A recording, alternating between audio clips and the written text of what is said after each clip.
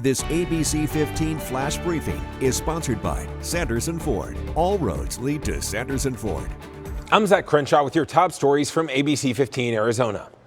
Developing tonight, a 12-year-old boy is recovering after being shot in the chest last night. Tulsa police telling us that boy was playing with a gun alongside a 14-year-old who told investigators he bought the handgun off the street. At some point while the teen was handling the gun, it went off and the 12-year-old was shot. Miraculously, that bullet missing all major organs. The teen, though, now facing charges, including aggravated assault. Looking ahead this week, the city of Phoenix will continue its cleanups of the zone downtown.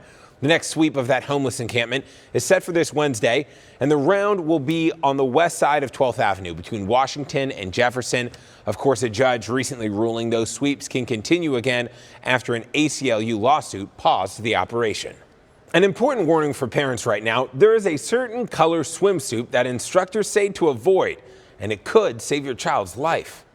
This is why you do not put your children in blue bathing suits. Yeah, that viral TikTok shows a mom explaining why blue bathing suits can be a bad idea. It makes it harder to see your child underwater. We asked a local swim instructor, and it turns out that advice is legit. Stick with colors like neon yellow, green, pink, red, something with a pattern that's busy that you can see, and make sure they don't blend in with the environment that you're in.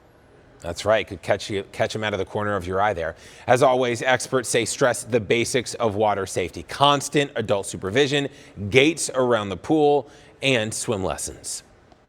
Averting a U.S. default. Lawmakers in D.C. reaching a tentative debt ceiling deal. And today we're learning that 60 days after that bill is signed, federal student loan payments will resume. You know, they've been paused for more than 3 years for borrowers.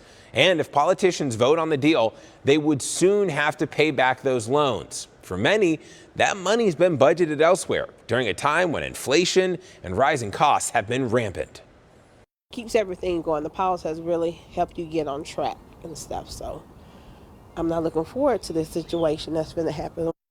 Some other key pieces include capping government spending until 2025, cutting billions in new funding to the IRS, and rescinding $30 billion in unused COVID-19 funds. While lawmakers are working to finalize the bill's text, President Biden was in Arlington this morning, visiting the National Cemetery there, laying a wreath at the tomb of the unknown soldier.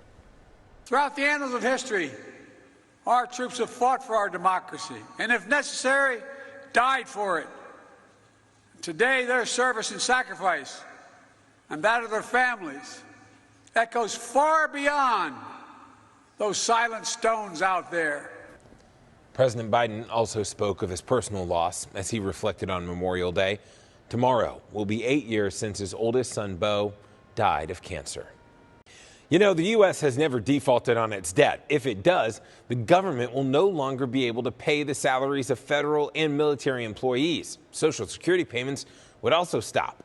If it lasts even just a week, 1.5 million people could lose their jobs, causing the unemployment rate to jump from about 3.5% to 5%. If it lasts 2 months, nearly 8 million jobs would be cut. Arizona is one of the states that would see the biggest job losses, along with Nevada and Florida, because our economies rely on business and tourism.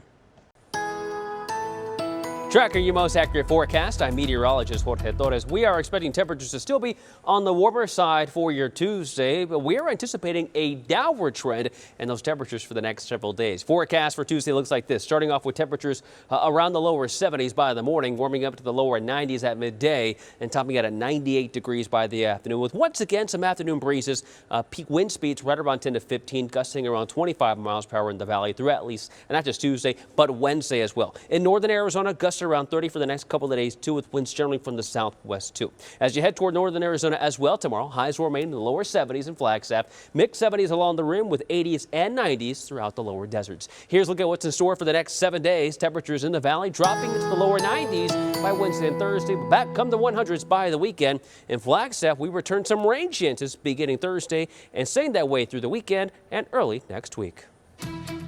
This ABC15 Flash Briefing is sponsored by Sanderson Ford. All roads lead to Sanderson Ford.